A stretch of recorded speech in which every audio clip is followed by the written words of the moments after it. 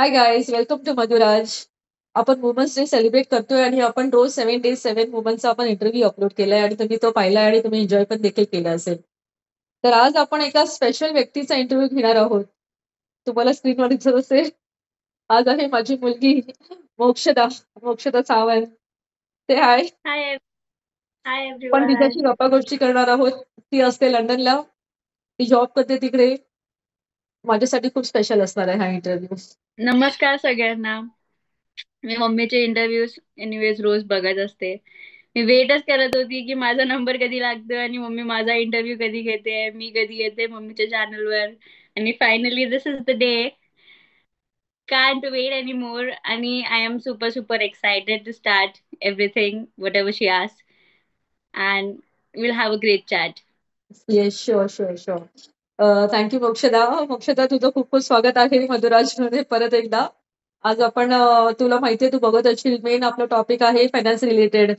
आपण जे गप्पा गोष्टी करतो आहे, म्हणजे बायकांनी कसं फायनान्स मॅनेज करतात, कसं सेव्हिंग करतात, हे सगळं सगळ्या बायकांनी तू बघितलं असशील. मस्तपैकी मन मोकळेपणा आणि मस्तपैकी गप्पा मारलेल्या आहेत. त्याच्या सवयी सांगितल्या आहेत. तर सर्वात आधी मी तुला असं विचारते, की तू आता लंडनला आहेस. मेन तू इथे इंडियामध्ये लहानाची मोठी झाली आहे, इथे वाढली आहे, इथे जे संस्कार आहेत तुझ्यावरती. मग तिथे गेल्यावरती आता तू पहिले शिकायला गेलीस तर शिक्षण झालं, ओके. नंतर आता तू कमवायला लागलीस तिकडे जाऊन. तर तिकडचं आणि इकडमध्ये सेव्हिंग हॅबिट्स आणि खर्च करायच्या सवयी ह्याच्यामध्ये मेन डिफरन्स तुला काय असा जाणवला ते तू थोडंसं शेअर कर आमच्याशी. टू बी ऑनेस्ट, मला एवढी डिफिकल्टी नाही झाली इकडे आल्यावर सेव्हिंग करायला.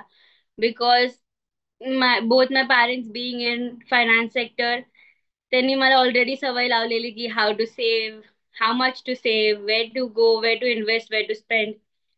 तर आल्यावर इकडे खर्च माझा एवढा नव्हता, कारण आय काइंड न्यू की कुठे मला खर्च करायचा आहे, किती सेव्ह करायचे आहेत. तर सेव्हिंग्स मध्ये मला एवढी काही डिफिकल्टी वाटली नव्हती.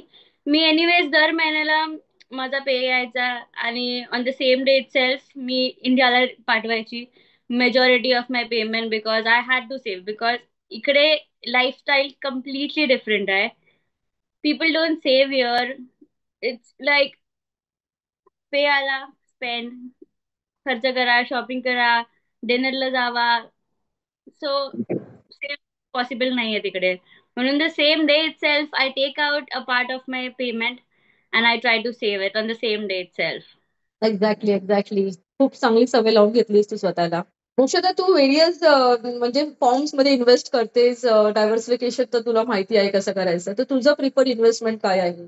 गोल्ड घ्यायचं किंवा म्युच्युअल फंड आलं, स्टॉक मार्केट आलं, बँक आलं, एफडी आलं, LIC आलं, म्हणजे तुला कशामध्ये आवडतं इन्व्हेस्ट करायला? SIP वगैरे केली आहेस का? So if you ask my preference, anyways, I have invested some amount in almost all the things you named now. Sorry. And if you ask me, my preferred investment would be mutual funds, because ते आता मी investment करते आहे तर I would see the next 10 years. आणि if I put in mutual funds, I feel की next 10 years साठी मला जर ते पैसे काढायचे नाही आहेत, तर I would go for that and I would at least secure my future और प्लॅन फॉर माय फ्युचर. तर त्याच्यासाठी आय फील की mutual funds is beneficial. Right, right, right. आणि SIP वगैरे तू रेग्युलरली करतेस. SIP चालूच आहे. पण तुला असं वाटतंय की अजून की ते अमाउंट तू हळूहळू वाढवली पाहिजे? That's what I'm doing. I started with, I guess, 500, 600 rupees. Right. And I try to increase it every month, even if it's 100 rupees, 500 rupees. I try to increase every year. So at least I tend to earn more. So I save more. Okay, exactly. Okay Mokshada, I am really proud of you. तर एक गोष्ट लक्षात ठेव, की जेव्हा finance सेक्टरमध्ये आपण शिकतो, नॉलेज घेतो, तर ते आपण अवेअरनेस स्प्रेड करत राहिलं पाहिजे. ठीक आहे, बाकीचं आपण आपण हे चॅनलवर थ्रू आपण सगळ्यांना सांगतो सगळ्या गोष्टी, पण तुझी रिस्पॉन्सिबिलिटी आहे. तुझे सिबलिंग्स आहेत, भाऊ आहे, कझन्स आहेत. तर त्यांचा पण दृष्टिकोन तुझ्याकडे बघण्याचा असा, की बाबा मोठी बहीण आहे, परदेशात म्हणजे शिकली आहे, काम करते आहे. रिस्पॉन्सिबिलिटीने आता तिचा फायनान्सेस मॅनेज करते आहे. तर नक्कीच तुझ्याकडे ते त्या दृष्टीने बघणार, की तू पण त्यांना गाईड करावं. तर त्याच्यामध्ये तुझा रोल कसा असेल इथे आल्यावरती ते पण थोडंसं जरा सांग? जेवढा एक्सपिरियन्स इन्व्हेस्टिंग आणि सेव्हिंग्स मध्ये मला आतापर्यंत मिळाला आहे, I started saving from my very early age thanks to you.